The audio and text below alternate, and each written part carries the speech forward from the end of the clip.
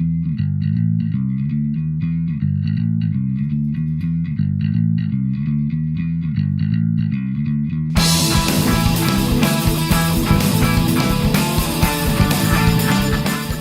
and welcome to Hobby Vlog number 103. Next week will be the 2-year anniversary of me making these videos, which is pretty cool. I think I'm quite excited about that. But let's talk about this week. It's been a very busy week. This is going to be a long video, I'm pretty sure about it, having just copied all the clips off. And yeah, lots and lots been going on, so I won't rabbit on too much now. But I do just want to say that this coming Tuesday, I forgot to publish a video this Tuesday. It was the first time for ages. But this coming Tuesday, I'm going to be publishing a battle report. Myself and Angela played the Balin's Tomb scenario for Middle-earth strategy battle game. So please do watch that if you get a chance. I have spent quite a lot of time this week editing it as well. I think it's really good, but I'd just love to hear all of your opinions and feedback, so do keep your eyes out for when that was published as well. But thank you so much for watching this video, and yeah, let me know what you think in the comments below. I do reply to them all, but for now I'll shut up and I'll see you again at the end. Some of the first two of the 3D printed models that I've painted up and finished for the layout are these two scuba divers, which I'm going to slip in and leave it as a little bit of an Easter egg for Rosie to see at some point, who knows when. I'll be very excited when she does see them, but I'm not going to point them out to her. And what I'm going to have is I'm going to have the dude here who is the one that didn't misprint. It's just going to be kind of like coming out here, and then I'm going to actually clip off the misprinted legs on this one and have her actually coming up out of the water. So that's my plan. I'm also then going to be putting some kind of like reeds and what have you in this area.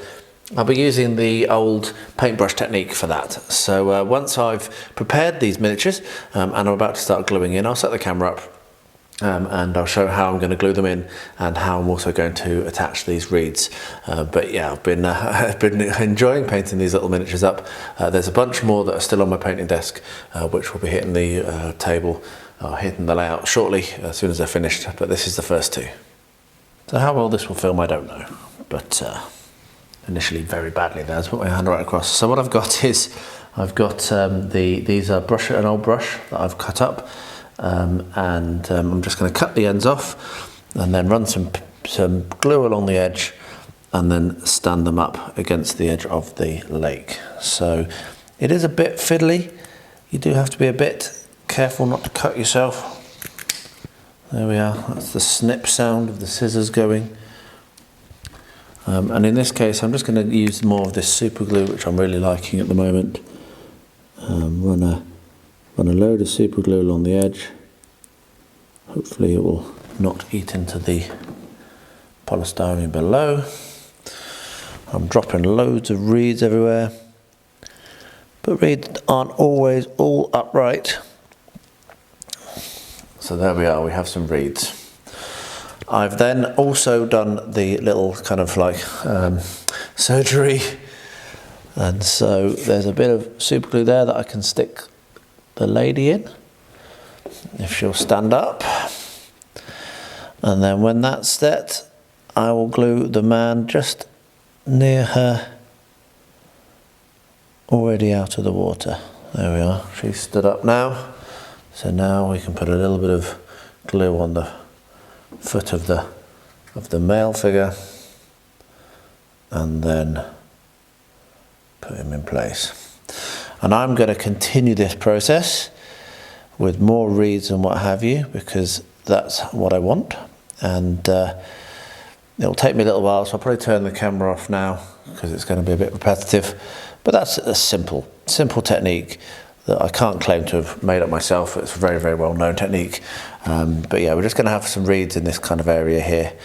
Maybe not even all that many more, but I'll put a few more in there. I might wait for her to dry because she's already been knocked a little bit. So I might wait for what I've put in there to go off and then come in and do a little bit more, just so that I don't cause damage. But there we are, a little vignette, a little kind of like Easter egg of two scuba divers coming out of the fishing lake, because why not? After the success of the Dino Rider diorama with the awesome chopping block base, easy for me to say. I went out yesterday with the Daddy Saturday with Rosie, had a lot of fun, and one of the things that I picked up was the 3 more chopping blocks of different styles and different shapes just to play with. So this is an acacia wood one, which is really nice, but it does have this brio cut into it, but I can turn it over and go without, so that's fine. And then 2 more of the same style as I did for the Dino Rider.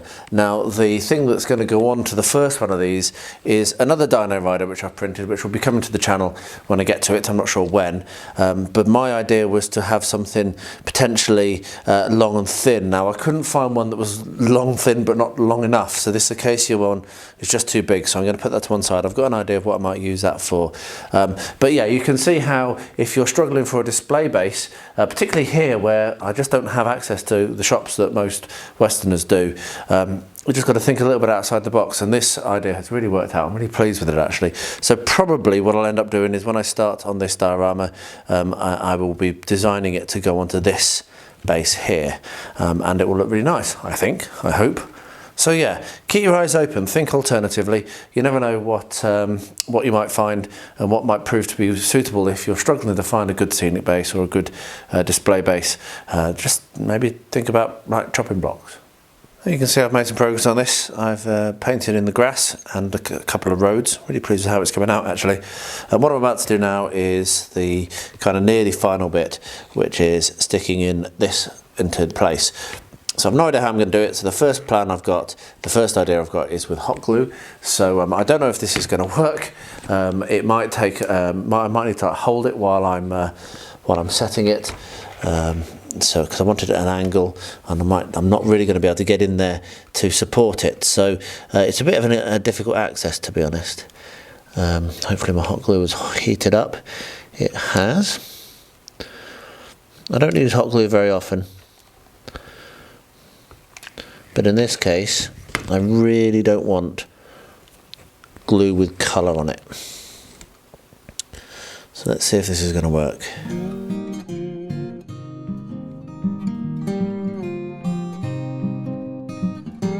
There we are. So it looks like that's worked. Now I've got loads of stringy bits to sort out, so I'll get that tidied up and I'll bring you back for the next and hopefully final step very, very shortly. The air dry clay has gone off nicely, and I've been thinking for a couple of days now about what to do with this level. Now I almost left it, and I might still, but I'm not sure I will. I almost left it just with the bricks and painting it, but what I'm thinking I'm going to do is I'm going to paint some of this thin balsa wood in gold, because I will then clad both that step and the front of each of these in gold, rather than doing the hieroglyphs, which I ended up deciding to put around the main plinth up here. So yeah, so what I'm going to do is I'm going to paint this in gold, and then I can paint the rest of this as well, and then come along and glue the balsa in and cut it to size, and I think that'll be really, really nice. So those are the 2 things I'm going to do now. I'll go away and do this off camera, just get that painted up, and that's fine. So the thing that I need to really work out is what colour am I going to paint this whole thing. Now normally, obviously, of course, you would be looking at painting something black and then dry brushing it, but that's not what I'm going to do. I need to pick a colour which is going to work nicely with the gold, so that's going to be one of the challenges, and I want something that I can then potentially come along and pick out the colours of the hieroglyphs and of the drawings, so I can make it a little bit more poppy. This is where I want to spend my time really, is really making this base stand out and jump.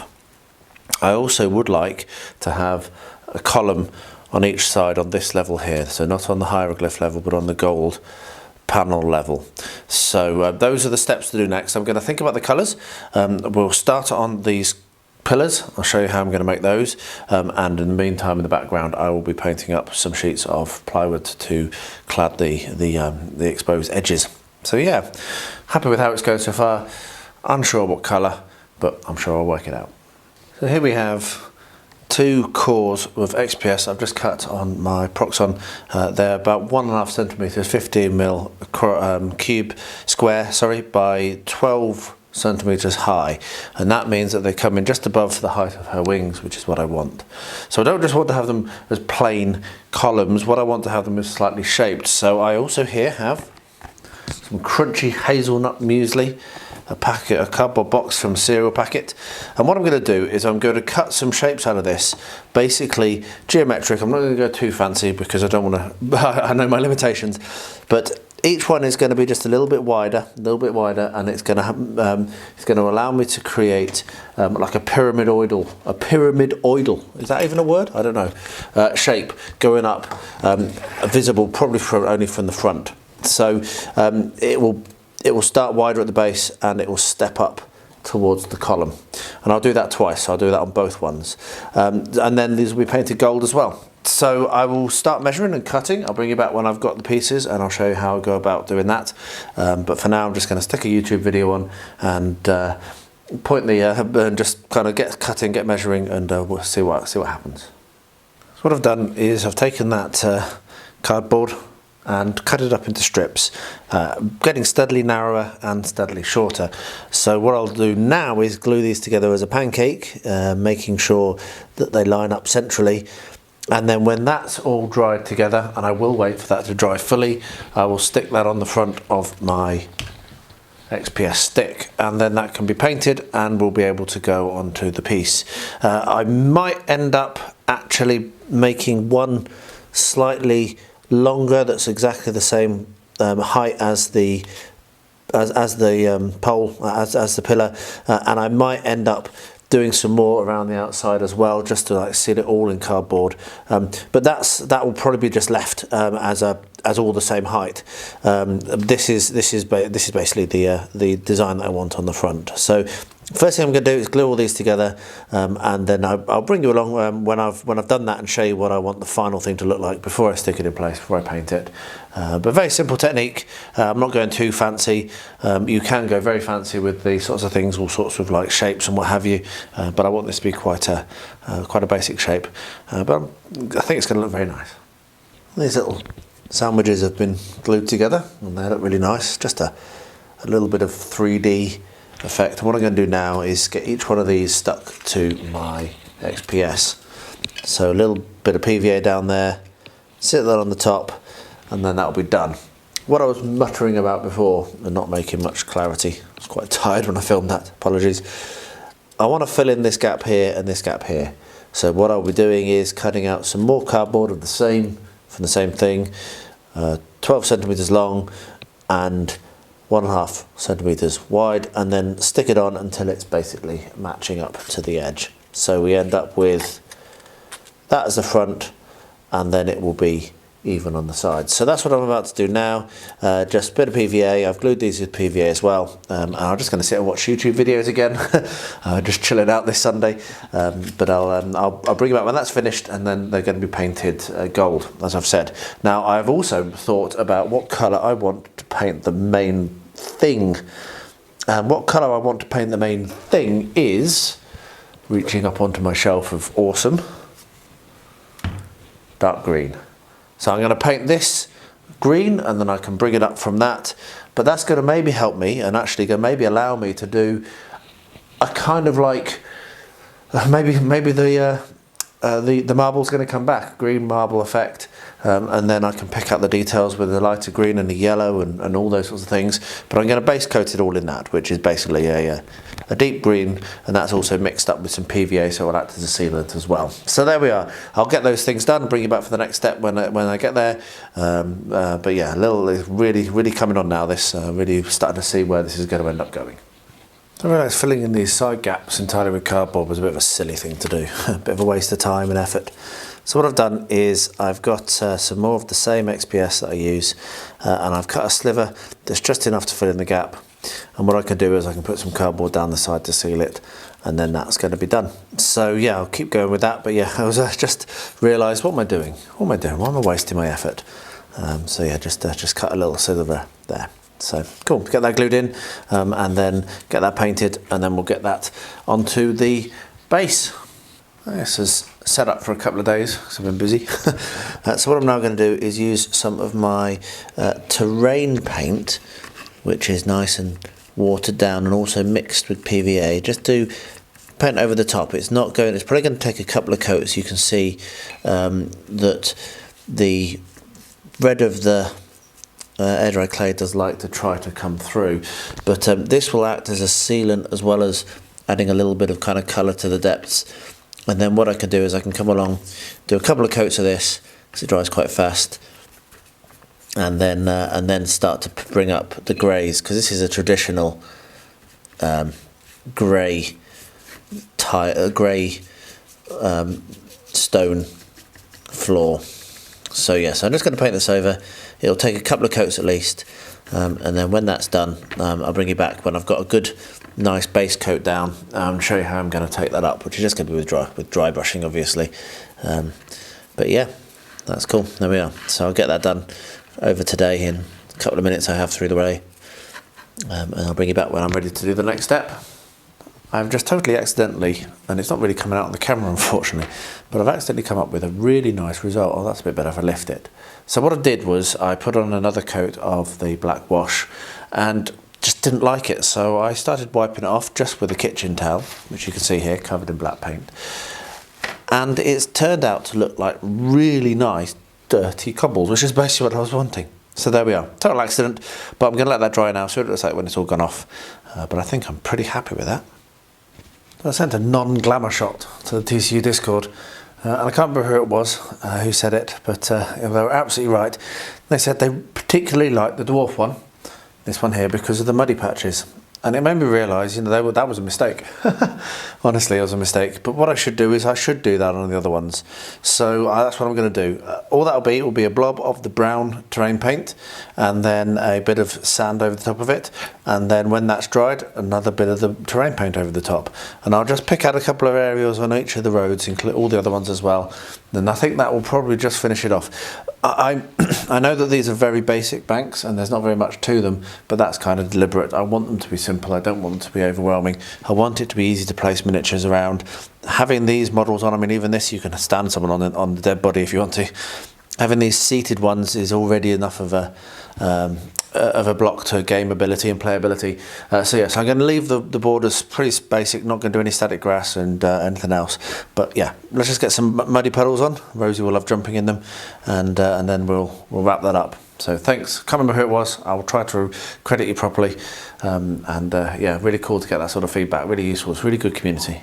Next thing I want to do on this is put the window in place, and I've come up with an idea about how to do behind the window as well, which if it works I'll show you, but in this case I want to try it before I show you. So I save all of my clear plastic, or not all of it, but I fill up a drawer and then only recycle what won't now fit in it, and so what I will do is I will cut out some clear plastic and then stick it in across behind. So it'll just be a case of getting a knife, cutting it out. It doesn't even need to be all that neat, because then I can just stick it down in place, and then that will be a nice sheet of glass across the front. So I'll get that done, show you what it looks like, but it's a really simple technique. Probably use PVA or super glue to glue it in place, and then I'm going to try and do the behind the window shot. The miniatures are primed and ready to be painted. I was not feeling great yesterday, so I didn't do any painting yesterday evening, but I'll try and get them done today, and then I can continue dressing the set, because I've got to finish it this week, so I need to get a crack on. It's amazing what a good solid green covering will do to a piece, huh? So what we have here is balsa wood that's been sprayed gold, and what I'm going to do is I'm going to stick it down, cut it out and stick it down over this level. So cut here, and then I can fill in the middle as well. And once I've done that, I'm going to think about whether I'm going to attempt to line along the edges of each of these. Now I come to look at it, I've really not done these very well, so I might just leave it, or I might come along and paint this a different colour afterwards. But what I'm going to do now anyway, and I'll get this done, is just cut this up. It's very, very soft because obviously it is balsa wood. Glue it down with the with PVA, and then weight it down and then leave it. So I'm just going to do this top section, and I've got two more that I have sprayed as well, but that may not end up getting used. So yeah, I'll get that done and I'll bring you back, show you what it looks like when it's done, and then I'm going to start looking at painting the details on the reliefs here. So I'll have to start thinking about that. So here we are. Here we have the courtyard with the serendipitous, awesome coloration. I was going to do it black and grey, but no, I think that looks even better. Sooty with a little bit of red showing through. It's perfect. And I've got the miniatures painted up. You can see I've put a couple on. There's the waitress. Here's someone sitting down. Some guy sitting on sitting on a pile of boxes and a chair and a table. And I've got a bunch more chairs, table, and people here. And my initial idea was that I was going to glue all this down and stick it all in place and have it there. And then I've realised just now, actually, just a few minutes ago, I've realised, hang on a minute, that is not going to be playable. Because you might not want people in the village square if you've got tanks rumbling through and you're using it for terrain. So I changed my mind, as I do, and what I'm going to do, I'm not going to waste anything, so I'll keep this. This is still going to be good. I'm going to get another of these little tile pieces, and I'm going to use the same roller and do the same thing. So I'm going to put air dry clay and roller it on there. However, what I will do is I will get myself a circle cutter, and I will cut out some circles, which will then be able to have the miniature stuck on.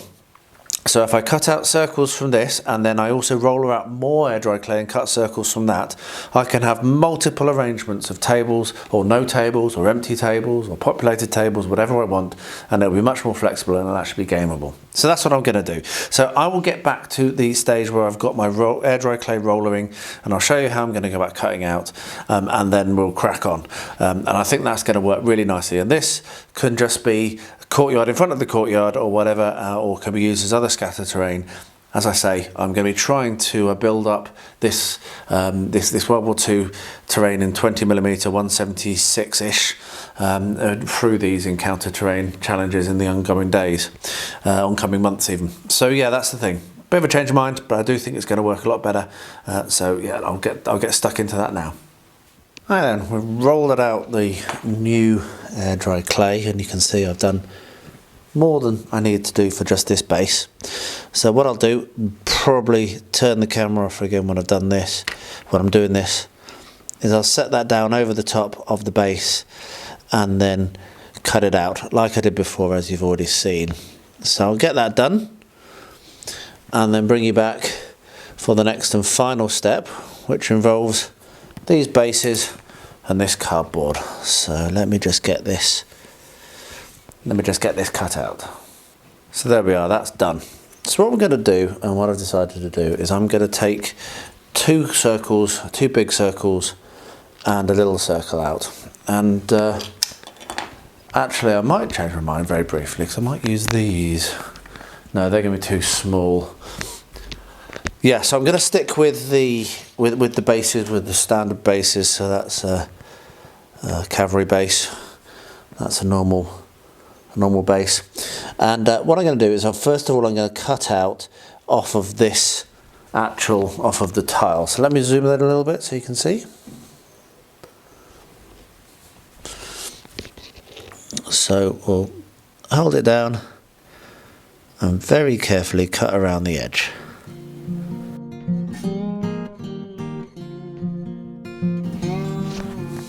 And then even more carefully attempt to lift it. This is where it could go wrong. But if it does go wrong, and if you're following along, this goes wrong, don't panic, because you've got yourself, and it worked, hey, you've got yourself a template, so you can easily cut out the same shape. So now that template, let me move the camera again. There we are. So now that template is going to be very carefully, and I dropped it while I was moving the camera, but very carefully put down onto this cardboard. Now this is just a cereal packet that I've cut up, and what I've done is I've put a thin coat of PVA across one side. So when that goes off, it'll be dried to the cardboard, and I can take a sharp knife and cut around it.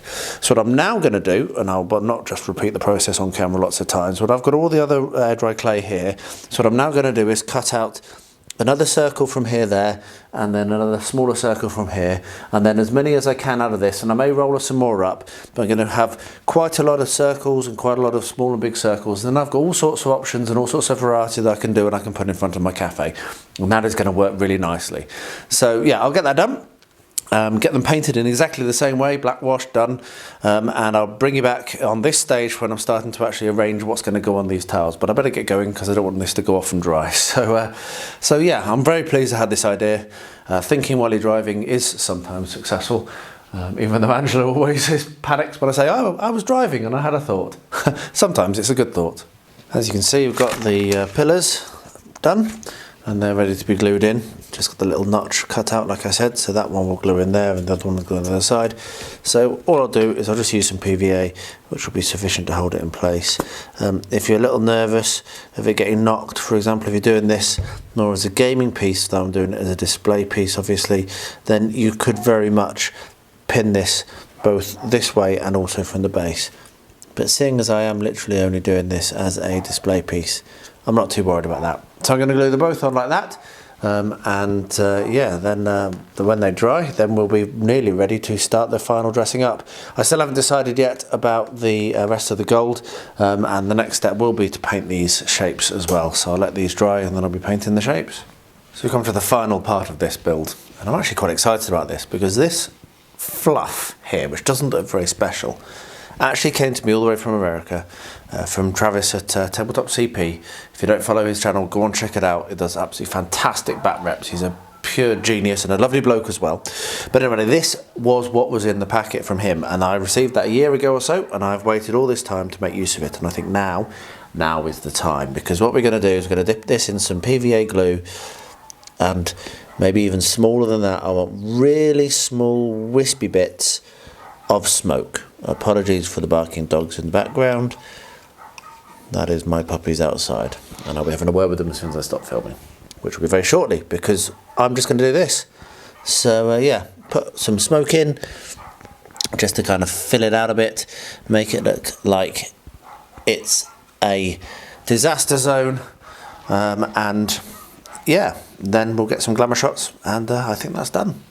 So that worked. I've cut out the first of the little circles and it slots in very nicely. Now it is quite tight, might actually be too accurately cut. I need to use a knife to flick it out, but that also does just mean it's going to be quite secure. So how I did that was I took my sharp knife here, a hobby knife, cut round basically like that, and then when I had that a rough cut all the way around, I then did a kind of sawing motion like this to actually cut through very gently through the cardboard. So it takes a little bit of time, but it's very easy to do. So just sit down, chill out, watch TV or whatever while you're doing this, yeah, then you've got your blanks that are going to go in here. So I'll get the rest of these cut out, and then what I'm going to do is I'm going to bring in my miniatures, and I'm going to have a couple of these that are just blank, well two large and a small that are just blank, obviously, so that I can have the entire thing done. But then I have 4 large and 2 small that I can put different arrangements. So maybe on one of them I'll have an empty table, or another one I'll have the table with people sitting on. I'll have the waitress on one of them. And yeah, I think that will look really nice. So once I've cut all these out, I'll bring you along and we'll go through assembling the options together. Of course, if I find that I need more of these, it's super easy for me to make them, and I'll make some more. So I've done some arranging. I've also glued the 2 sitting people to 2 chairs, and that's now done. And I've worked out roughly where I want things to go. And yeah, I think I'm going to do this off camera because this is very, very fiddly indeed. But what we're going to end up with is one circle with the dude sitting on the chest, and one with the dude sitting on the pile of weapons. We're going to have an arrangement of with a table and 4 chairs with no one sat at it, and then this one here, the table, 4 chairs, people sat on it, and then the waitress stood next to it. So I'm going to get those glued together. That will leave me with 2 additional ones, and you'll have to wait to see what I'm going to put on those because yeah, they're currently being painted up now. So what now I'm going to do is we're going to have a look at putting the kind of like background inside the cafe. And I've no idea if this is going to work, as I often say, but I'm going to give it a go. So what I've got is I've got some white card. I don't know whether this is going to be the right thing. It's a bit shiny. I'm a bit worried that it might not work. Oh dear. What I've done is I have pulled together 4 different colours of paints, which you can see just here. And I'm going to do kind of like a smeary painting of them. That's my idea. So I'll have a square, and I'll do yellowy toward the top and reddy towards the bottom, and a bit of blue and a bit of a mix in the middle, just so that it looks like maybe like a water effect or something like that. I might try to do some streaking on it, and then I will stick it in a curve here. So that's the idea. So I will get my camera running and put some music on while I'm doing this. and we'll see whether it works or not, because I really don't know whether it's going to work. We shall see.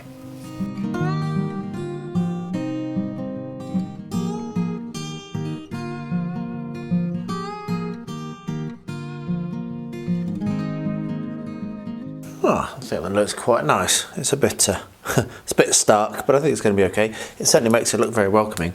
So how I'm going to attach this, as I've said, is it's going to be taped in a curve so that it kind of covers the whole of the view, so you can't see past it either way, and also so it has some depth. So that's the idea. And what I'm going to do is I'm going to make use of sellotape. I'm going to stick one side down and then bend it up and stick the other side down and hope that that works. So let's see. Cue sellotape sounds.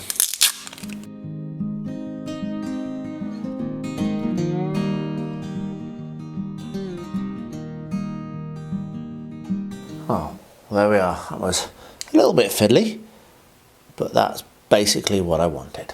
Fantastic. This isn't quite the last step, because I've realised that I still need to do the roof, which won't take very long.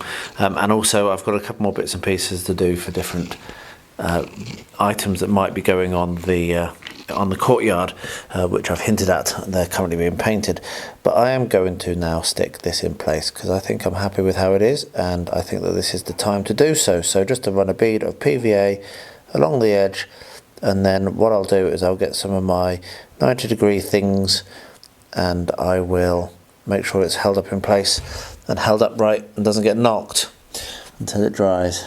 So we just set that in like so. Don't worry too much about PVA there, because I'm going to want to put some detritus and stuff there.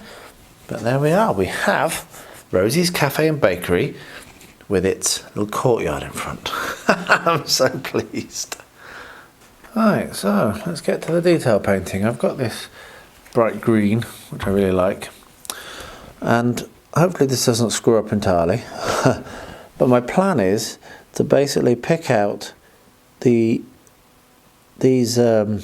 paintings or these reliefs with the lighter green. Now I'm not too worried about going off or over the edges because they're quite raised, so I think it's going to be relatively easy to do this. It's just going to take a little bit of time. So my plan is to pick out every single detail in this lighter green. I'm not sure if I'll pick another colour, but certainly for these parts I'm going to go with this, and it will be a slightly darker because obviously as it dries it will darken up slightly, but you can see it's already picking it out really nicely. So I am going to get this done and probably take more than one sitting because I'd never have all that much time to sit at the desk. I'll get as much as I can done now and then come back to it later, finish it off. And when this is finished, it'll near enough be time to position the details and the goddess and the offerant. So yeah, this will take some time, as you can see, but I think it'll be worth it.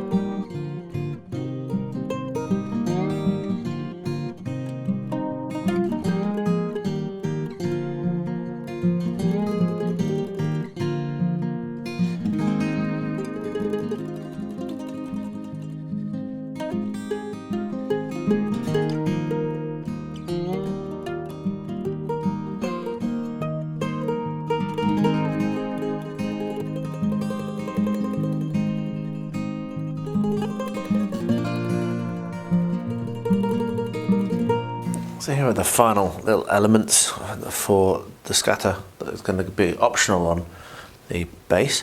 These were two, I was planning on having these as whole miniatures and unfortunately we had a very brief power cut just before they finished printing, and so I ended up with some failed prints.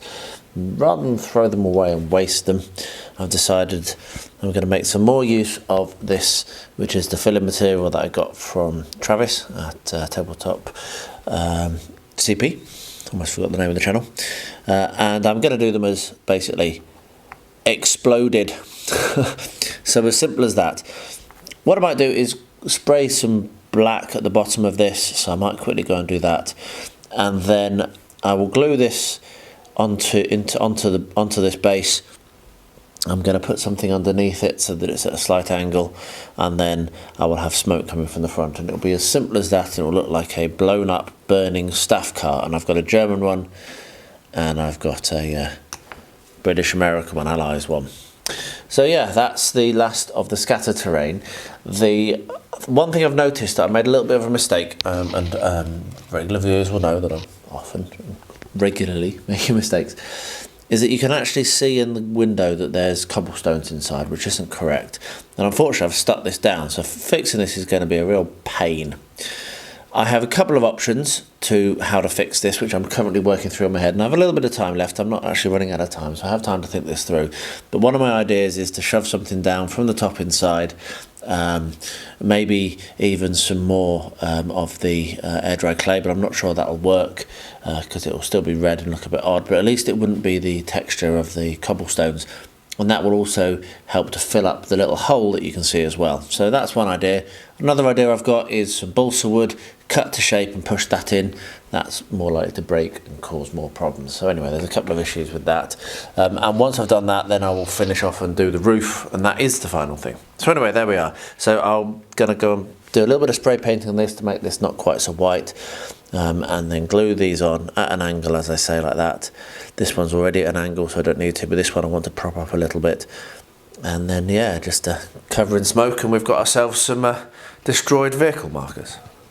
So time for a new series now, a new set of videos, and this will spread out over quite a few, I think, because I'm going to actually do some playing as well.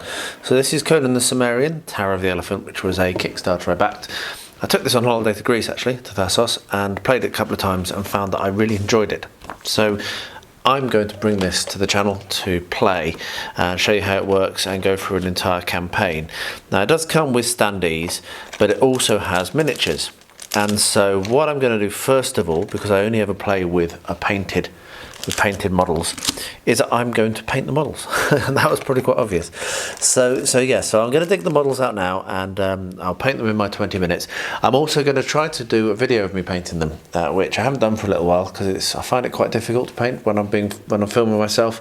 But I'm going to just give it a go. Hopefully it'll work. There's only a few miniatures. They're in this box here. And they're really nice, actually. I'm looking forward to painting them.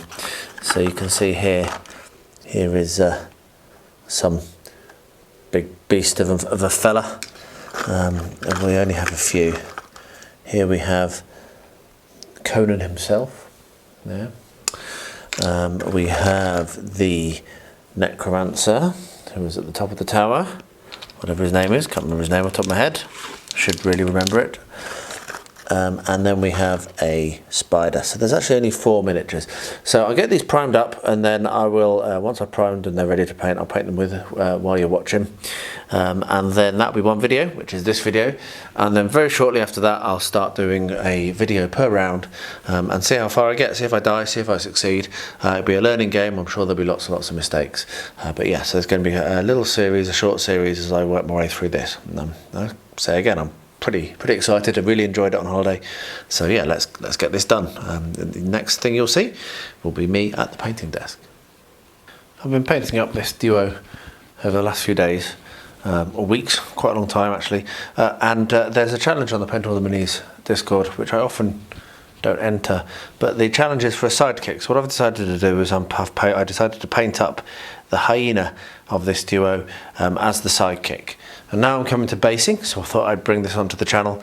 And what I'm going to be doing, and the idea I've got, is if I zoom out a little bit, you'll see this is a block of white foam, just expanded polystyrene, sat on top of an A3 sheet of MDF. So I'm going to have a cliff here, and I'm going to have a lot of greenery and trees and what have you here, and a small area with maybe a path kind of leading through, and the concept will be that there'll be lots of trees and trunks and stuff.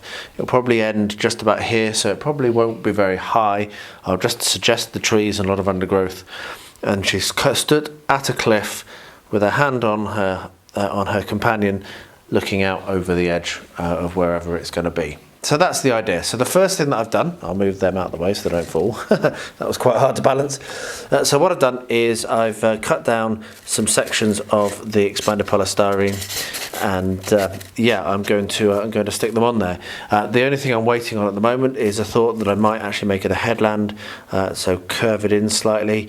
But to decide that, I'm going to need to look at my bark, because I use wood bark for cliffs, so I'm going to need to look at my wood bark, get together the pieces that might make it up, and then what I'll do is I'll glue it together and carve this into a shape, and then I'll be able to glue the bark on.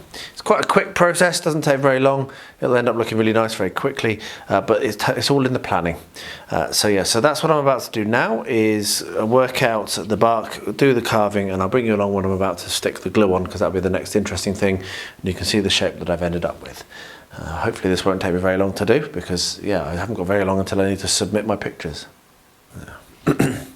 So that's all dried down, and as you can see, I decided against shaping it, and the reason is that I'm actually going to clad the sides, going to do the whole thing with modelling compound to harden it off, and so yeah, it would have just been a bit pointless. It wasn't necessary. So I've got my bark, and what I'm going to be doing is I'm going to be arranging this bark.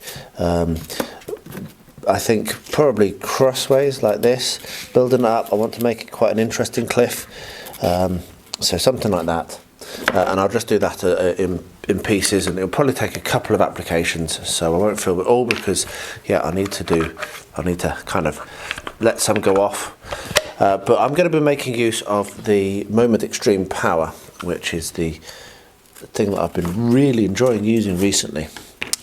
So what we're going to do is I'm just going to, you can see it's a little bit, it's going to need to be sealed, it's going to need to be trimmed, but I can do that with seal it with PVA and trim it with a Dremel.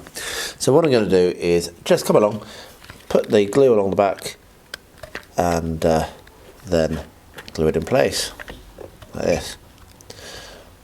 Now I've done this with gator glue, and that works really well, but it just takes quite a lot of time to go off. This has a grip almost straight away, which makes it a little bit more useful. And also my gator glue bottle exploded pretty much, or died, and so it's not very easy for me to use. So we've got a load of glue on there, and so we then just press that in place.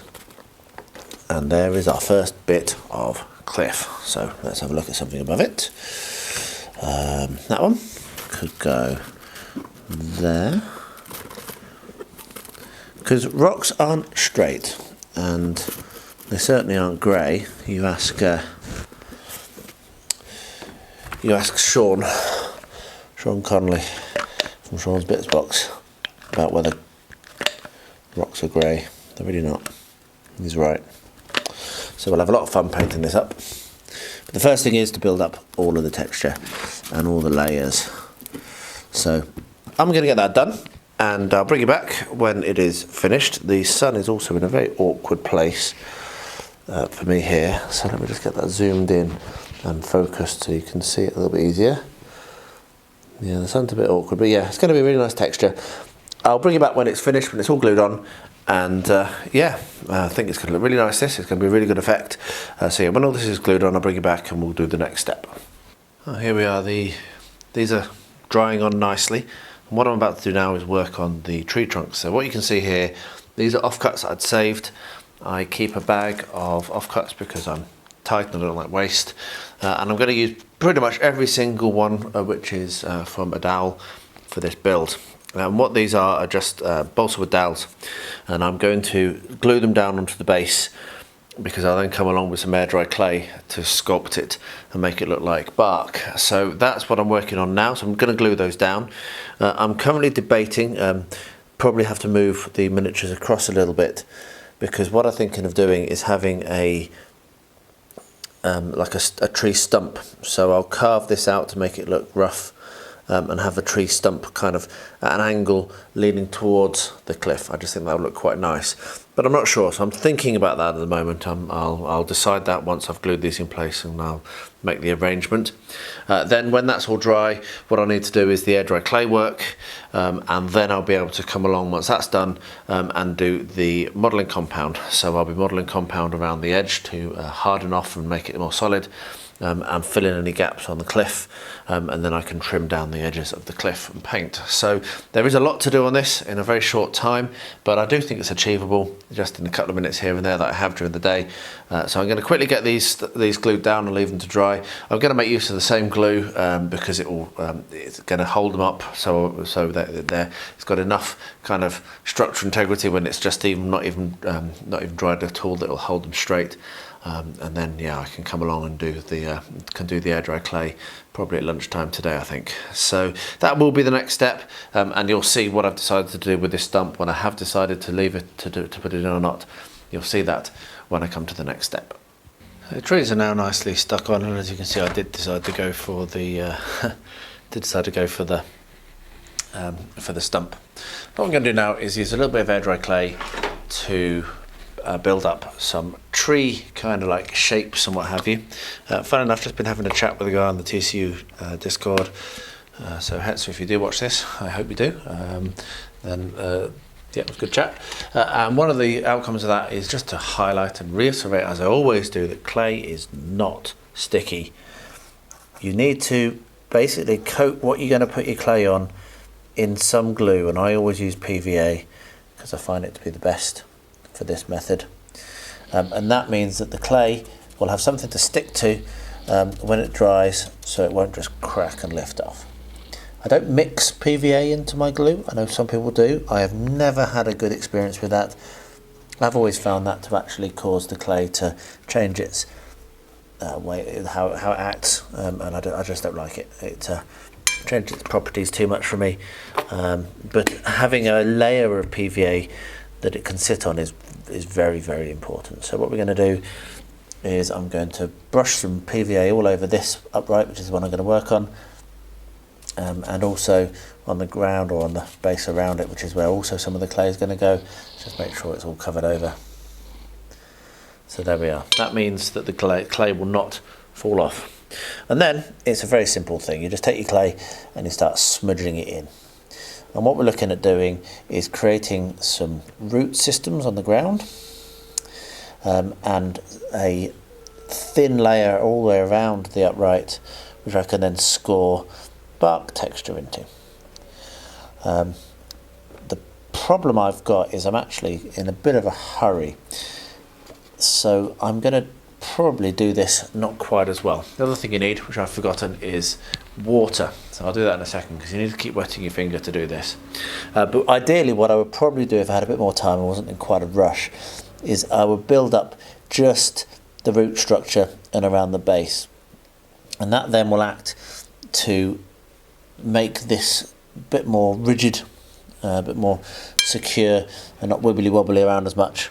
But I just don't have time for that, so I'm going to have to work around it. So what I'm going to do is I'm going to get some water. I'll put some music on, and you can watch as I build up this tree.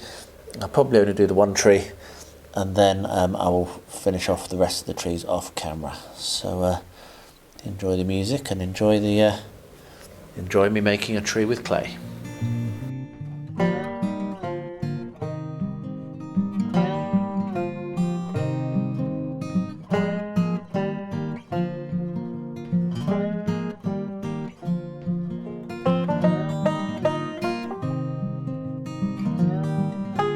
What I want to do now on this is get some of the modelling compound from Geek Gaming and put a skim on the sides, put a skim just up to like the edge of where the cliff is, fill in any gaps that there are in the cliff. There are a few, not many, and then put a little bit of a base on the front as well. I'm still not 100% decided what I'm going to do on the front, but I do know that I need to put a little bit of a skim on that. And then there's a little kind of area here. Now I'm not going to put very much on the top here. I've actually decided against doing too much because I quite like the idea that it's very dense woodland with quite flat areas in between. So that's not going to get very much modelling compound, just maybe up to the back of the cliff, I think, here. So I'm going to mix it up and put it on. I've done that a lot of times on video, so if you're not sure how to do it, go and check some of the other videos which I've done. But this is the modelling compound that you buy from Geek Gaming, and I really cannot recommend it highly enough. It's very, very easy to use. So I'm going to get that done and then let that all dry. This was done earlier today and it's still wet, it's slowly drying. But yeah, so I'm probably going to have to leave this at least overnight, or maybe even till tomorrow night, until I can will actually be able to work on it next. So yeah, let's get this modelling compound in, and the next time I work on this, I'll be starting to paint, I think.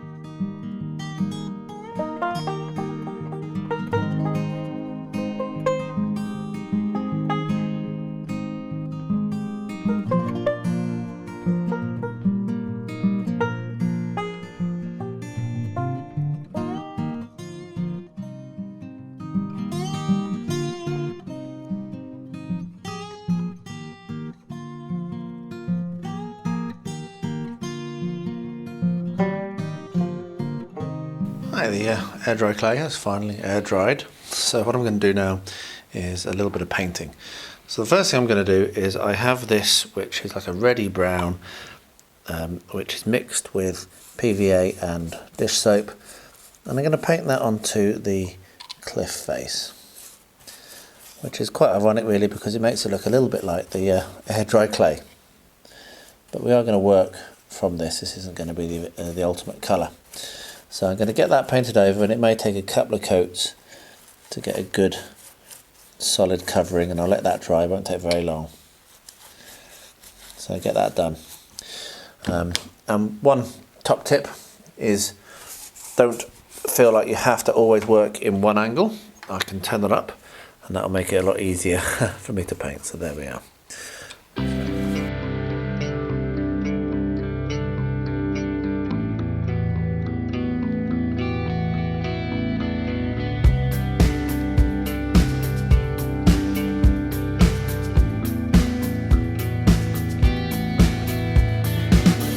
There we are. Now I've painted that, I'm going to do a different colour, which is kind of a mustardy yellow, which I have here, and that is going to go on the tree trunks. As you can see, I'm kind of mixing up my colours a bit here, which is good. That's going to be a really nice base colour to build up from for the bark that I want for these trees.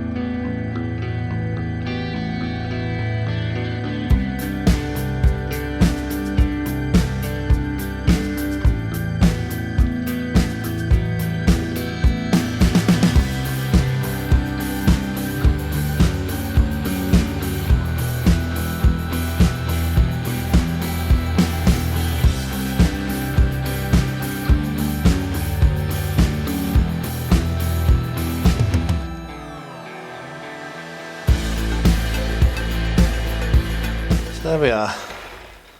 That's looking really, really cool. Very pleased with that. So I'll let that dry. I might do another coat or two, I'll do that and I'll bring you back for the next stage when I'm ready for it. Okay, so I've done only the one coat of the kind of like mustardy yellow, and now I'm coming along with quite a dark red. Because my image for this is to have it as quite a kind of alien looking landscape. I do want it recognisable. I don't want to go too crazy. But this is kind of like the local silver birch, which is my favourite tree. But it's not silver, it's dark red with a yellow underneath. I'll probably end up washing this a bit more and changing the colours up a bit more. But for now, I'm just going to put on stripes of this lovely, rich dark red onto each of the tree trunks. Not trying to be too linear. It's supposed to look like cracks or flaking bits of bark. So I'm going to do that. I probably won't bother filming it all because this is going to be very samey, and I'm almost certainly going to get in shot and block the camera. But that's basically what I'm going to be doing for all of this. So I'll get this painted on and then bring it back for the next step, which will be finishing off these trees. As I said, I've done 2 coats of paint on the cliffs, and that's now at a really good place to work from as well. So yeah, cracking on with this, really in quite a hurry because I've left it late. So I wasn't going to enter the challenge, I was painting this anyway, and I've realised this does fit with the Paint All the Minis challenge, so that's why I'm rushing to do it. So I'm going to get this done. I'll bring you back for the next step very, very shortly. Well, they are looking really striking, and I'm very happy with that. So what I've got now is some very bright white yellow, which I'm going to dry brush, but not very dry brush. The red is still a bit wet, which is what I want because it's going to smear a little bit, soften those edges, and just make it a bit less kind of prominently stripy, but it will also tone it into the underlying yellow. So that's what I'm doing here. As I said, going for a little bit of a kind of otherworldly look, but try not to be too crazy. I don't want to be too stripy, and that's just toning that down a little bit and taking it back. So this is bright yellow. So yeah, nearly finished on what I want to do for the bark for now. Next step, I think, the cliff is still drying unfortunately, so the next step is going to be to do the grass, and I am going to do the grass in a pretty normal way for me. So it will have we're going to be getting the sand out and the paint and gluing it down like that. So yeah, so I'll do the other side. So I need to turn this around, and then we'll get ready and start working on the actual on the grass and all the foliage which is going to be going on up here. And I still haven't decided what's happening at the bottom of the cliff. So I have got some ideas, but we'll get to that. So there we are. I'll finish that off and bring you back very shortly. Okay, that's done. Now it's time to do the sand work, and yes, it is sitting in one of Rosie's old baths. But that's a good way to make sure that the sand doesn't get everywhere inside room 13, which happens a lot. So yeah, we were going to put it into storage, and I thought, you know what, I can make use of that for a bit. So you may see this bath on more of my videos going forward. Anyway, so what I'm going to do is the normal process. So paint some watered down house paint mixed with PVA on top.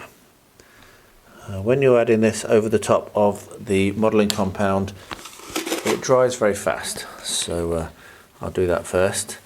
You just scatter the sand on like so, and then empty it off. There we are. So I will do that on in between the trees, and I'm also going to do that at the bottom there. I think I'm coming up with my plan on what to do, pretty sure on what I'm going to do down there, but I'm going to do that, I'm going to do sand down there because it will just seal it as well. This is going straight onto the expanded polystyrene here. It was only this front bit that had any modelling compound on it, and you can just use this technique to harden up your your expanded polystyrene. It dries very, very hard. So I'll do this across the lot. Then again, when this is dried, I'll do another coat of the same paint over the top to seal it. So I'm going to have to wait for that to happen now, wait for that all to dry. And then when that's all done, I'll bring you back for the next step. So I'm going to try and fix this gap at the back of or inside the cafe now. And what I've done is I've gone along and I've drawn around this, but it's on the outside obviously, so I've drawn around this this shape here, but it is on the outside, just onto this little scrap piece of balsa, and so now I'm going to cut that out and attempt to shove it down inside. This is far from a scientific process, and it may not work, but since when I've ever let that put me off? So let's see. It could even totally backfire and break everything. So I need to get myself something a bit thinner than that. Let's see if I can encourage it into place. There we are. Right, there we are. So, better than it was. What I now probably need to do is just a little bit of a push it back maybe, and a little bit of glue, and that should... it's not really very great, to be honest, but it's better than it was. I think a little bit of glue and that'll be fine. So I can put some glue in from the underside, lift it up, slot some glue in, and then put it into place. I don't know whether I'm going to be able to really... Let me see if I can zoom in and show that. Yeah, I can. Good. There we are. So that's better than it was. You can't see. It looks like a wooden floor, which is what we want. Yeah, obviously you can't see the cobbles anymore. So actually, yeah, that's turned out okay. So I'll glue that in place, and then we're going to look at the roof, and then we are done. For the roof, I'm going to make use of this card, same stuff as I used for the back of inside the building, so for the kind of like texture bit or the coloured bit. And I'm going to make this 10 centimetres wide because I don't want it to overhang, but I'm going to make it 10 centimetres wide. And I'm not sure how high at the moment, so I'm just going to go probably higher than I need to, so wider than I need to. And I'm going to make use of the tiles that I buy from Sarissa. So this is not going to be scratch built, but they're Sarissa's tiles, and I'll probably put 2 or 3 or maybe just 2 rows across there, paint them, and then glue it in place, and then it'll be done. So I'll cut this out and then get the tiles and show you how these work, and then get them painted and glued in place. It's going to look nice. So this is the like the tiles or the roofing, whatever. They come in sheets like this. You can see I've used quite a lot of these. You just cut them out, cut them to size, and glue them on with PVA. And as you can see, I'm just clamping this down so it doesn't warp. So, oh, knock. So what we do is, first of all, you put a bead of PVA, which is where your initial sticking is going to go. And then you apply a bead for every additional row or course or whatever you want to call it. So we will put some PVA across along here, because obviously they overlap, and knowing what you know about roofs, you want them to overlap, so you want to start at the bottom and not at the top.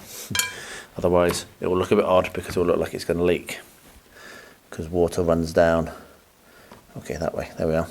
Water runs down, doesn't it? So what I'll do is I'll put that there, and I'll line up so that the little shapes are over the edge, and the straight between the shapes is perpendicular or completely aligned with the bottom of the sheet. So then, just with a normal hobby knife, you can come along and you can snip out another row. So they are just a little bit there, a little nick there, and then there is actually a little nick in the middle as well. So that will now just pop out. There we are. And what we'll do is we will overlap 50-50. Now the really cool thing about these is that they actually come with an overlap 50-50. So what we can do is we can mark up where we're going to cut. So we're going to cut there. And that is our length that we need. So we'll get a little bit more PVA, run it over the top of the one that we've already laid down, because we're going to glue this one on top of that, and a little bit just past it, because we're going to also glue it down a little bit onto the cardboard. It's going to be overlapping, and there we have 2 courses. So I will continue doing that. That's how it looks. I will continue doing that and get maybe another 2 courses I think done, and then that will be a really good amount of roof for me to paint up and then attach. So when I've got it all done, I'll show you how I'm going to paint it, and then we'll stick it in place. So these have dried nicely, not taken very long at all. PVA is cool. So I've got this brick red that I really like that I'm going to use for the towels. I know a lot of people do blue towels, but this is more traditional. So what we're going to do is we're going to paint these tiles red, just as simple as that, and they'll dry quite quickly, but I will let them dry before I cut them out, so I don't want to put fingerprints all over them. But I've double checked, I've offered it up against the model, and they are going to be absolutely fine. One thing to remember, particularly if you're going to be photographing from different angles, is to get right in underneath. Get the fronts of all of the tiles, otherwise you'll be annoyed because it won't look nice from different angles. So yeah, that's that. So just paint the whole lot all the way around. There we are. Right, I'll let that dry, won't take very long, and then we'll fit it on, stick it on, and then I think pretty much this build is done, which is really, really awesome. So these are dry. So what I'm now going to do is cut them out and stick them on. And I thought I'd film this, which is a bit of a dry filming thing, just to show that you do use the right tool for the right job. Don't get stuck just using one tool because you like it. Now everyone knows I like to use my knife to cut things out, and I am going to use my knife to cut the top of this because that's going to be the best thing to use for that. However, if you're cutting out through these tiles, they are quite thick. So what you want to do really is come along with your scissors, and I've got these really, really nice, good scissors that I use. I got them in Belgium actually when I was working there, and they are much better for cutting through really thick things like that than a knife, which will just take ages and you might cut yourself. So there we are. So that's them cut out. I will come along and finish off the top edge with the same brick colour. But for now what we're going to do is going to work out how am I going to stick this on here. I do have an idea, so I will gather my stuff together and show you. So this is where a little bit of planning ahead would have helped me. So what I need to do is I need to have an angle which I can rest this roof against. And what I've done here is I've cut out a little template which is going to help me to do that. This template is at the correct angle to sit here and have the roof sit on top of and meet the back, like at the back of the tile. But if I'd have thought about it, could have cut this first shape with the angle on it already, and then it would have been fine. But I didn't, and so I didn't. I didn't think, so I didn't do it. So what I'm going to do now is I'm going to use this template. Oh, drop it there. I'm going to cut out 2 of them with a bit of a tab underneath at the bottom, so they can be glued on the inside of this, and then when they're secure, I'll be able to stick this to those uprights, and it will be a really, really nice angle. So I will get that done and show you what it looks like when I'm gluing them in place, and then we really are done. I wish I'd thought of this. It would have been much easier if these supports had been part of the structure and not having to be glued on, but never mind, you live and learn. So this is a place for super glue, I think. So what I'm going to do is put a little bit of super glue on the side of the support. If my super glue will work, there it is. And one of the reasons I'm using super glue is not necessarily just to be lazy because it goes off quick, but it also is less likely to warp this balsa wood as opposed to a water-based, which is more likely to warp. So let's just make sure that gets in the right place, and as you can see, that is secure pretty much immediately. Make sure I put my glue on the correct side of this other side, and also make sure I get that in the right place. And then, if my head didn't get in the way, if it did, I have huge apologies. And then what we'll do is we can run a bead of super glue down here. These super glue pens are superb. I've gone a little bit nuts and bought lots and lots and lots of them. because they're so much better than the tubes.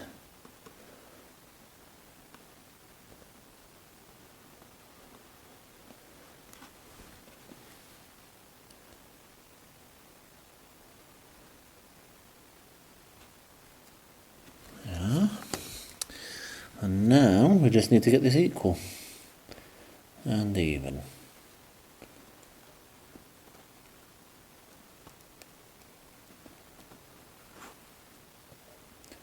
There we are.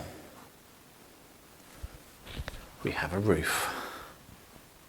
Oh, told you it'd be a long one, just over the hour mark, but it's been a really busy week and a really productive week and a really fun week. I do keep meaning to do a short clip about the plans for the main railway, which is actually going to be just behind where that cupboard is there behind me in the outside, room 13, and then going through the wall into the games room. I keep forgetting, but I'll try to do that for next week. The other thing to say is if you aren't yet backing Neil from Real Terrain Hobbies Kickstarter for 3D printed terrain, go and do it.